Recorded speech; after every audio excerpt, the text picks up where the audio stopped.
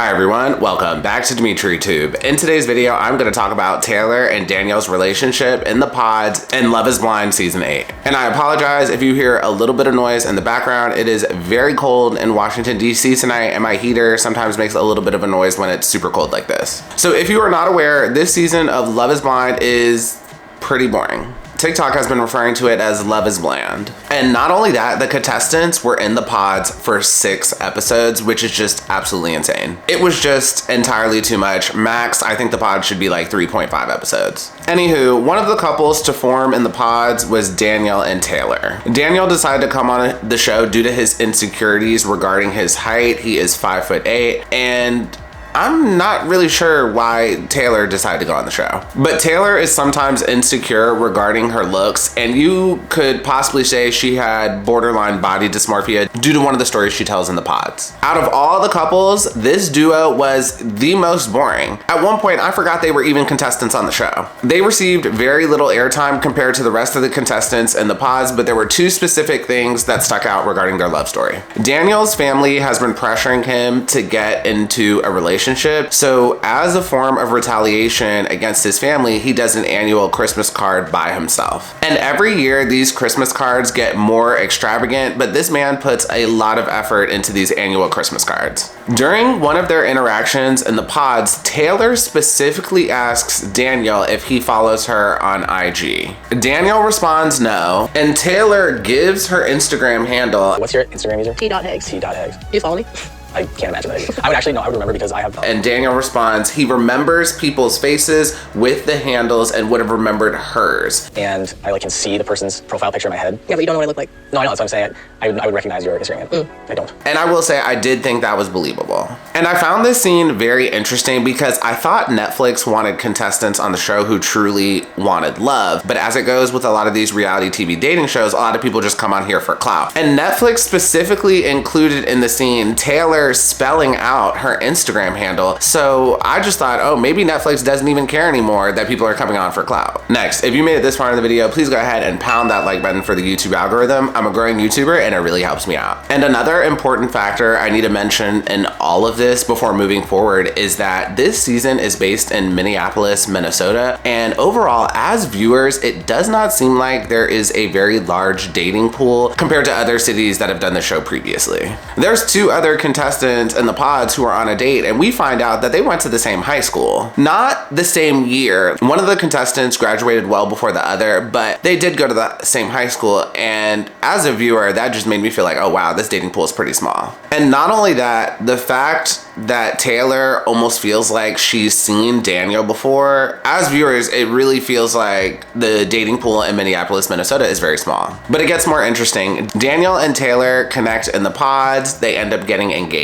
They make it to the big reveal and they end up meeting in person. And for the most part, everything seems fairly normal, but it's pretty clear that Daniel is way more into Taylor than she is into him. And don't get me wrong, Taylor seems to like Daniel, but it's pretty clear it's not as much. And I've seen every season of this show so far, and when they meet, Daniel is acting like he hit the lottery, and Taylor seems content with her choice, but she's not quite as exuberant, if that makes sense. And just for the show, this is very normal behavior. Sometimes it takes the contestants a little bit more time to warm up after actually meeting, because it is a big deal to meet someone you fell in love with in the pods and then actually meet in person. There's always kind of an adjustment period after actually meeting. So immediately after the engagement, 24 hours later, the cameras pan to a hotel room. The music is dramatic. Taylor's hair is in a half up, half down. Instant tears as soon as the camera starts rolling. So you know it's serious. Taylor claims that Daniel knew exactly what she'd look like and followed her on Instagram before the show even started. Oh my God. Someone call the police. This man followed her on Instagram. Taylor specifically remembers seeing a picture of him in front of a Christmas tree with his legs crossed. I'm assuming it's this photo right here.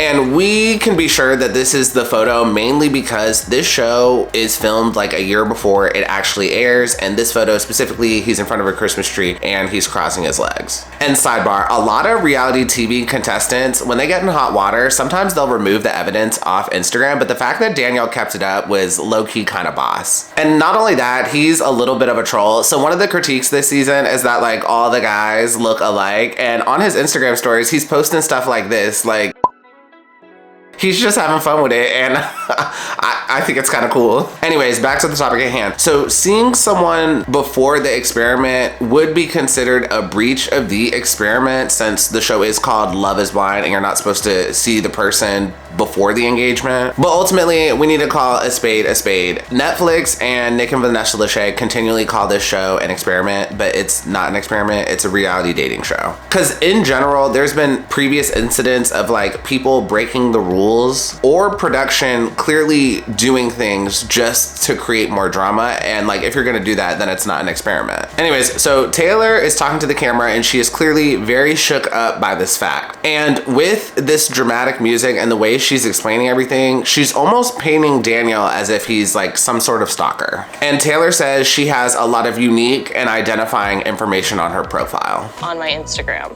it says I'm a registered nurse. It says that I love Taco Bell. It says that family and faith are important to me. And you know, if we're gonna keep it real, that's you and 80% of the women from the Midwest. That is very much not unique, and yet she's acting like she put her social security number on her Instagram profile. And she also says, I have a Christmas highlight of how much I love Christmas. And you know, ever since the Hallmark Channel was created, I feel like everyone loves Christmas, so that's not really unique either. I went to a Christmas market a couple months ago and it was kind of fun. There was a lot of people there. Like, it's not something a lot of people don't do. Taylor confronts Daniel about this, and of course he denies. And then she claps back and says, oh, you followed me, but then you unfollowed me. Now Netflix and Taylor are painting Daniel as like some sort of stalker or like playing her. But this show is notorious for throwing men under the bus, hence why casting for this show continues to be a struggle. But let's unpack this. The first thing that I find very weird, why didn't Taylor say he looked familiar when they met? Why did she wait an entire 24 hours to say something? Like, I understand her taking a day to put all of the pieces together, but when Daniel and Taylor met, at the least, I would have expected her to say something along the lines of like, wow, you look a little familiar. Like, you know when someone looks familiar, but you can't really place it, so you get like kind of a weird look on your face, or you can even say it, but she didn't even have any sort of moment like that. Next, I do not think it's right to paint this man as a stalker until proven guilty. I believe in due process, but a lot of the internet doesn't. But in general, if they do prove that he saw her before the experiment, Netflix really does not like when people go around the experiment, so that's gonna hurt him if he ends up going to the reunion, but we will just have to wait and see how that goes down.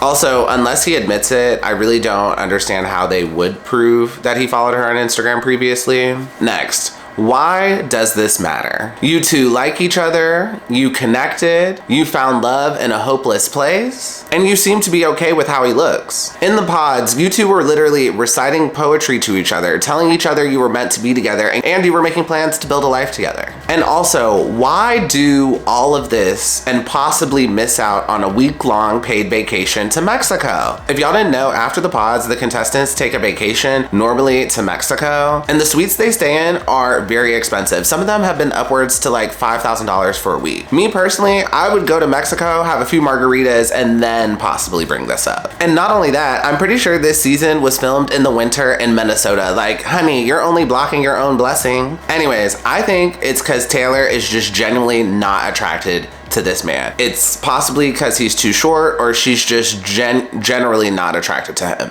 Also, it's possible she just got the ick after looking at his Instagram. Daniel's Instagram is a little cringe, but like, photos can be deleted and you could take new ones. Because as a viewer, I'm sitting here like, So what, he followed you on IG? Like, does that essentially matter? Yes, he possibly broke the rules of the experiment, but if y'all like each other, does that matter? Like, shouldn't it only matter that you two found each other? And just a heads up, the chances of two random people signing up for a reality show, getting on to the reality show, finding each other and falling in love sight unseen, that in itself is just so ridiculously rare. So for her to kind of give all this up because he possibly followed her on Instagram is kind of wild to me. Now, don't get me wrong, it's entirely possible that Taylor feels played. And as soon as she saw his Instagram and saw that he already followed her, it's possible she got the ick. And if that's the case, just say that. We know women can be very petty, and that would just be reality TV gold for us to watch. And overall, Netflix and Taylor are painting Daniel like he's some sort of weird guy. But let's not act like people don't look at other people's Instagram accounts or follow people's Instagrams. And like I mentioned earlier in the video, Minneapolis, Minnesota seems to have a smaller dating pool. So coming across someone else's profile does not seem very outlandish to me. And also, in defense of Daniel, if he was in finance, 6'5", blue eyes, and with a trust fund, I don't think any of this would matter. If he was an absolute Adonis, I truly don't think Taylor would care. And it's very clear to me that Taylor is just going through extreme lengths to break up with this man, while at the same time trying her best not to be seen as shallow. And this would not be the first time we've seen a woman contestant go through an extreme just to break up with a guy she met in the pods. Remember season 2, that girl ran out of the room in the middle of the night instead of like formally breaking up with her fiance? Her fiance was literally left wondering, like, where did she go? Like, he truly had no idea because she just randomly left in the middle of the night. Anyways, that's what I truly think is happening with Taylor. I think she just does not like that man that much, but Netflix left us on a cliffhanger and we will just have to wait and see what happens next week. Let me know what y'all think below in the comments. And as always, if you enjoyed this video, please go ahead and pound that like button, pound that subscribe button, and ring that notification bell, and I will see you all next time.